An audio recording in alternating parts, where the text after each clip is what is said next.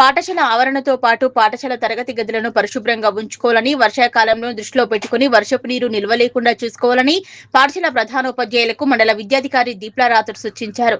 చినశంకరంపేట మండల కేంద్రంలో పాటు మండలంలోని మొత్తం 56 పాఠశాలలకు పుస్తకాలు పంపిణీ చేశారు.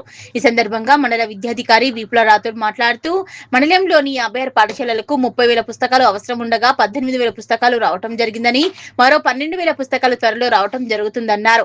పాఠశాల క్రీడా మైదానంలో ఎక్కడా కూడా గుంతలు లేకుండా, నీరు నిల్వ లేకుండా చూసుకోవాలని, పాఠశాల తరగతి గదులను పరిశుభ్రంగా ఉంచుకోవాలని, ఈ నెల 15వ తేదీ నుండి పాఠశాల పునః ప్రారంభం అవుతున్న దృష్ట్యా పాఠశాలలో పరిశుభ్రంగా ఉంచుకోవాలన్నారు. విద్యార్థులకు నాణ్యమైన విద్యా బోధనతో పాటు పౌష్టిక ఆహారాన్ని, మధ్యాహ్న భోజనం అందించడం జరుగుతుందన్నారు. ఉపాధ్యాయులంతా కూడా సమయపాలన పాటించాలని, ఫేస్ రికగ్నైజేషన్ సిస్టమ్ ద్వారా హాజరు కావాలన్నారు. విద్యార్థులకు యూనిఫామ్స్ ఇంకా రాలేవని, త్వరలో రాగానే పంపిణీ చేయడం జరుగుతుందన్నారు. పాఠశాల ఆవరణను పరిశుభ్రంగా ఉంచుకుంటూ విద్యార్థులకు సురక్షితంగా ఉండే విధంగా చూసుకోవాలన్నారు. అందరికీ నమస్కారం. నేను మండల విద్యాశాఖాధికారి శంకరంపేట రా. రేపటి నుంచి పాఠశాలలు పునఃప్రారంభం కాబోతున్నాయి. ఈ సందర్భంగా 56 పాఠశాలలకు సంబంధించిన ప్రధానోపాధ్యాయులకు నిన్ననే వారికి సమావేశం ఏర్పాటు చేసి అన్ని రకాల జాగ్రత్తలు చెప్పడం జరిగింది. ముఖ్యంగా స్టాండర్డ్ ఆపరేటింగ్ ప్రొసీజర్స్ అంటే పాఠశాలలో సరౌండింగ్స్లో కానీ క్లాస్ రూమ్లలో ఉన్న హజార్డస్ మెటీరియల్, ఏదైనా చెత్త చెదారం ఉంటే వాటిని క్లీనప్ చేసుకోవాలి.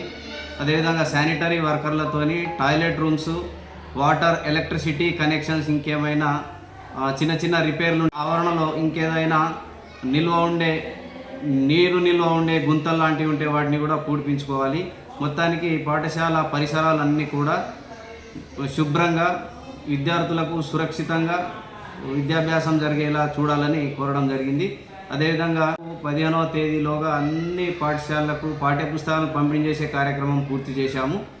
మరి శంకరంపేటకు రిక్వైర్డ్ బుక్స్ ఏమో 30,000 బుక్స్ అవసరం ఉంటే 18,000 మాత్రమే మన ఎంఆర్సీకి చేరిన పుస్తకాలన్నీ పంపిణీ చేయడం జరిగింది. మిగతా పుస్తకాలు కూడా ఇంకొన్ని రోజుల్లో, అవి వర్క్ బుక్ సంబంధించిన పుస్తకాలు మాత్రమే డిలే అయినాయి. అదేవిధంగా యూనిఫామ్స్ కూడా కొన్ని రోజుల్లో వచ్చేస్తుంది.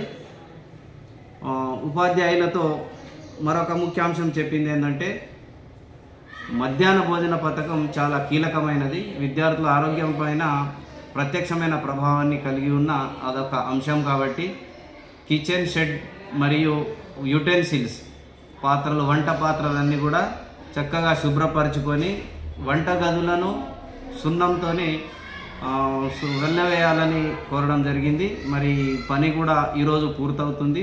ప్రధానోపాధ్యాయులందరూ కూడా పాల్గొని ఈ సమావేశాన్ని విజయవంతం చేయడం జరిగింది. మరొకటి ఏంటంటే, ప్రతి పాఠశాల ప్రధానోపాధ్యాయుడు పాఠశాల మొదటి రోజునే సమయ సారిణి, ఏ ఉపాధ్యాయుడు ఏ పీరియడ్లో ఏ పాఠ్యాంశాన్ని ఏ సబ్జెక్టును బోధిస్తున్నాడు అనేది టైం టేబుల్ను కొత్తగా పేస్ట్ చేసుకోవాలి, డిస్ప్లే చేయాలి. ఆఫీస్ రూమ్లో డిస్ప్లే చేసే విధంగా సూచనలు ఇవ్వడం జరిగింది. అదేవిధంగా ఫౌండేషన్ లిటరసీ న్యూమరసీకి సంబంధించి కొన్ని విషయాలను కూడా తెలియజేయడం జరిగింది. FLN పథకంలో భాగంగా 3వ తరగతి విద్యార్థికి అన్ని రకాల 4 ఫండమెంటల్ ఆపరేషన్స్తో పాటు రీడింగ్ ఉపాధ్యాయులు కృషి చేయాలని వారికి సూచన చేయడం జరిగింది. విద్యార్థులకు ఏది అవసరమో విద్యార్థులకు 1 to 5th విద్యార్థులకు ప్రతి నెల టార్గెట్ ఏ విధంగా రూపొందించుకున్నారు, ఆ వ్యూహాలను కూడా ఆఫీస్ రూమ్లో డిస్ప్లే చేయాల్సిందిగా కోరడం జరిగింది. అదే కాకుండా ఉపాధ్యాయులు ఫేస్ రికగ్నిషన్ సిస్టమ్ ద్వారా హాజరును నమోదు చేయాల్సి ఉంటుంది.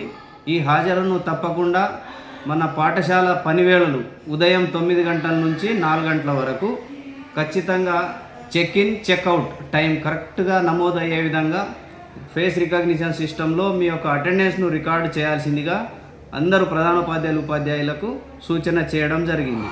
మొత్తానికి నూతన విద్యా సంవత్సరానికి అందరూ పేరెంట్స్కు, పిల్లలకు, ఉపాధ్యాయులందరికీ, స్టేక్ హోల్డర్స్ అందరికీ కూడా శుభాకాంక్షలు తెలియజేస్తూ ఈ విద్యా సంవత్సరం చక్కటి ఫలితాలను సాధిస్తామని కోరుతూ